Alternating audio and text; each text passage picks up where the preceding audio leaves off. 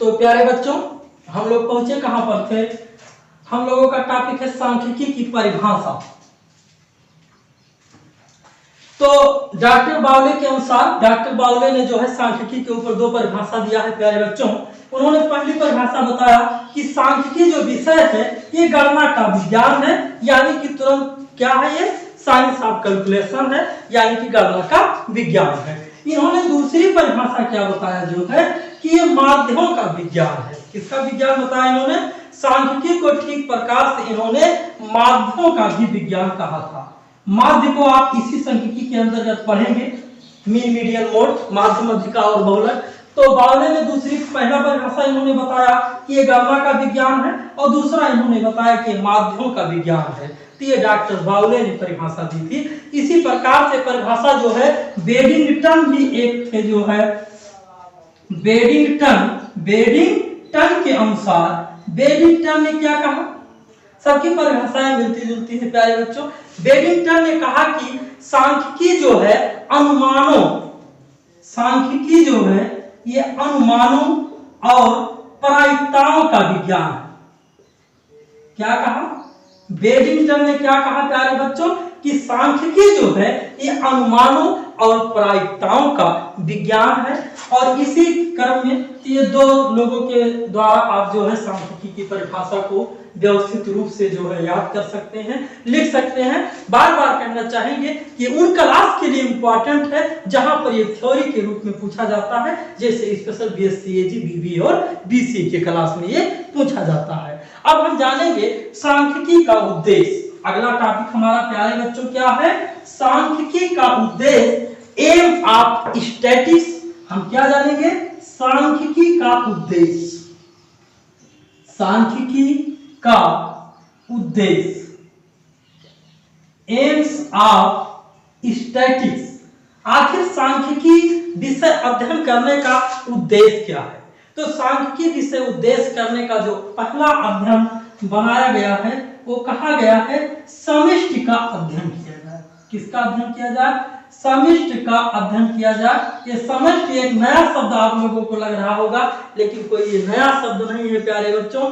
समष्टि का मतलब है पॉपुलेशन, यानी कि जिसको हम जनसंख्या के रूप में जानते थे। तो यहाँ पर क्या है? ये study of population, study of population यानी समष्टि का अध्ययन। तो ये सांख्यिकी के उद्देश्य के अंतर्गत आपको समष्टि का अध्ययन करने के लिए पहले आपको बताया गया है। तो क्या होता है समष्टि, पॉपुलेशन, इसे बताने की जरूरत नहीं है, लेकिन थोड़ा सा ध्यान देना है प्यारे बच्चों।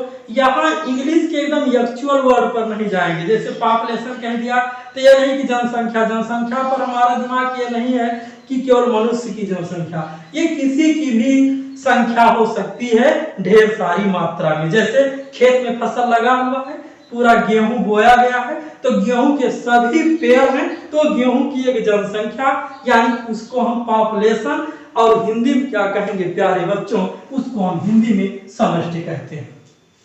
तो जब हम समष्टि जानेंगे तो उसी के साथ दो शब्द आते हैं, दोनों को जानना हमको जरूरी है। एक एग्जाम्पल की सहायता से अभी 100% आपको क्लियर कर दिया जाएगा। समष्टि और प्रतिदर्श, समष्टि और प्रतिदर्श। क्या होता है समष्टि और क्या होता है प्रतिदर्श?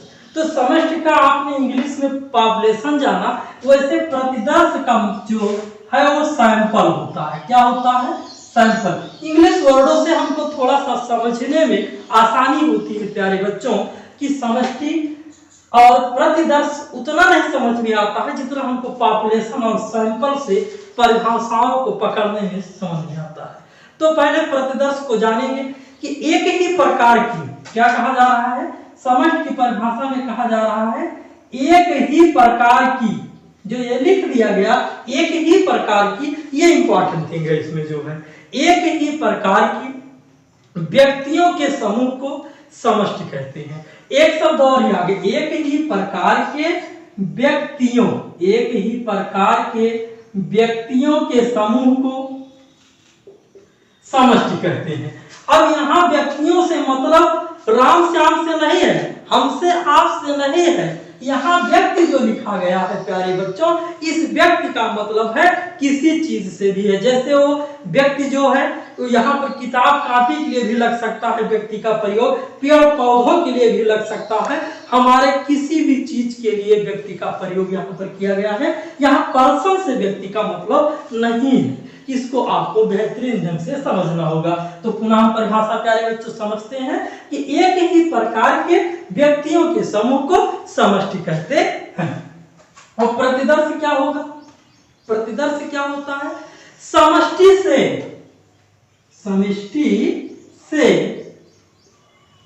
विशेष प्रकार से चुनी गए या चुने गए, अब फिर व्यक्ति लिख सकते हैं, चुने गए व्यक्तियों की संख्या को प्रतिदर्श कहते हैं। क्या कहते हैं प्यारे बच्चों? प्रतिदर्श। एकदम से घबराइएगा नहीं, अभी एकदम आपको 100% एक छोटा सा एग्जाम्पल सभी लेंगे प्यारे बच्चों, और जिससे आपको अभी 100% समष्टि और प्रतिदर्श समझ में आ जाएगा, यह हमारी गारंटी है, बिना समझाए नहीं छोड़ेंगे आपको। पहले पुनः देखिए, एक ही प्रकार के व्यक्तियों के समूह को हम समष्टि कहते हैं, और समष्टि से विशेष विधि द्वारा चुनी गई इकाइयों को ही या चुने गए व्यक्तियों की संख्या को ही हम क्या कहते हैं? प्रतिदर्श कहते हैं। अब आ जाइए एग्जाम्पल में, जैसे यह हमारे पास खेत है, इसमें गेहूं के पौधे लगे हुए हैं, इसमें गेहूं के पौधे क्या है? लगे हुए हैं ढेर सारी मात्रा में। ये मान लीजिए ये सब गेहूं की फसल है, ठीक है। तो ये जो गेहूं की फसल है, टोटल जो पौधे हैं, सभी पौधे जो हैं, ये पूरा आपका समष्टि हुआ, यानी कि गेहूं की पॉपुलेशन हुई। इसी में से 10-12 पेड़ निकाल लीजिए, इसी में से 10-12 पेड़ निकाल लीजिए, तो इन्हीं 10-12 पेड़ों को प्रतिदर्श यानी कि सैंपल कहते हैं, और इस टोटल को हम पॉपुलेशन कहते हैं। है कोई शक? कोई शक नहीं होना चाहिए, पूरी की पूरी संख्या को हम समष्टि कहते हैं, और उसी में से कुछ मात्रा में निकाल लेना ही क्या कहलाता है? उसी कुछ मात्रा को ही हम क्या कहते हैं प्यारे बच्चों? क्या कहते हैं? प्रतिदर्श कहते हैं। क्या कहते हैं? प्रतिदर्श कहते हैं, ठीक है। दूसरा जो है उद्देश्य क्या होता है? विक्षेपण तथा उसके कारणों का अध्ययन। तो पहला अध्ययन क्या हो गया कि हम समष्टि का अध्ययन करते हैं। तो समष्टि का अध्ययन कैसे करेंगे? जैसे हमको जानना है कि इस खेत में कितने गेहूं पैदा होगा, तो हम क्या करते हैं, उस खेत के सारे गेहूं को काट के फिर जानेंगे कितना पैदा होगा। इसी से क्या बोरी पे लिखा होता है जो बीज लाते हैं? नहीं प्यारे बच्चों, कुछ पौधों को ले लिया जाता है, कुछ स्वस्थ पौधों को ले लिया जाता है, 10, 12, 15 पेड़ को, उसका गेहूं निकाल लिया जाता है, फिर ये देख लिया जाता है कि पूरे खेत में कितने होंगे, और उसी से एवरेज करके ये पता कर लिया जाता है कि हाँ 1 हेक्टेयर या 1 बीघे में कितना गेहूं पैदा हो जाएगा, ठीक है। तो पहला इसीलिए क्या था कि सांख्यिकी का उद्देश्य क्या था? समष्टि का अध्ययन आसानी से, समष्टि का अध्ययन आसानी से, और किस विधि द्वारा? सांख्यिकी की विधि द्वारा। तो दूसरा जो इसका उद्देश्य होता है विक्षेपण तथा उसके कारणों का अध्ययन। विक्षेपण तथा उसके कारणों का अध्ययन, विक्षेपण तथा उसके कारणों का अध्ययन। तो विक्षेपण क्या है? वेरिएशन है, विचरण, अलग अलग। तो विचरण जो है ये प्रकृति का नियम होता है, यानी अलगाव, विभिन्नता, भिन्नता जो है ये प्रकृति का नियम होता है। तो सांख्यिकी का जो उद्देश्य है वो समष्टि की इकाइयों में विद्यमान विचरण का तथा उसके कारणों का अध्ययन करना। जैसे एक ही खेत में गेहूं की फसल एक ही खेत में कई तरीकों से होती है, कहीं पर स्वस्थ गेहूं होता है, कहीं अच्छा गेहूं पौधा होता है, कहीं पर थोड़ा डाउन होता है पौधा, तो उसका भी विक्षेपण और उसके कारण का, आखिर क्या कारण है कि वहां पर फसल कमजोर है, वहां फसल अच्छी है, या कितनी दूर पर फसल अच्छी है, कितनी दूर में फसल नहीं अच्छी है, इसके भी कारण का पता लगाना जो है सांख्यिकी के उद्देश्य के अंतर्गत आता है। तीसरा है कि सम्मुखों का संक्षिप्तीकरण, सम्मुखों का संक्षिप्तीकरण, यानी कि समराइजेशन ऑफ डाटा। क्या है? समराइजेशन ऑफ डाटा, यानी कि डाटा को छोटा करना। डाटा को छोटा कैसे किया जा सकता है? जैसे लिखा गया है पूरे बोर्ड में 1 से 100 तक गिनती लिखी गई है, इसको छोटा किस तरीके से किया जाता है वो सांख्यिकी का मेथड है। टेबुलेशन सारणी बना दीजिए, या आलेख खींचकर बना दीजिए, या वर्ग अंतराल खींचकर बना दीजिए। तो ये समकों का संक्षिप्तीकरण भी करना, यानी बड़े बड़े डाटा को आसानी से आपको समझाने लायक बोर्ड पर बना देना, कॉपी पर बना देना, ये भी सांख्यिकी का उद्देश्य होता है। तो सांख्यिकीय विधियां क्या है? अगला टॉपिक। तो आपको जो है सांख्यिकी का उद्देश्य समझ में आ गया होगा। समष्टि का अध्ययन, दूसरा विक्षेपण तथा उसके कारणों का अध्ययन, तीसरा जो है समकों का संक्षिप्तीकरण। अगला टॉपिक हम लोग बच्चे इसी वीडियो में जानेंगे सांख्यिकीय विधियां। क्या जानेंगे? सांख्यिकीय विधियां,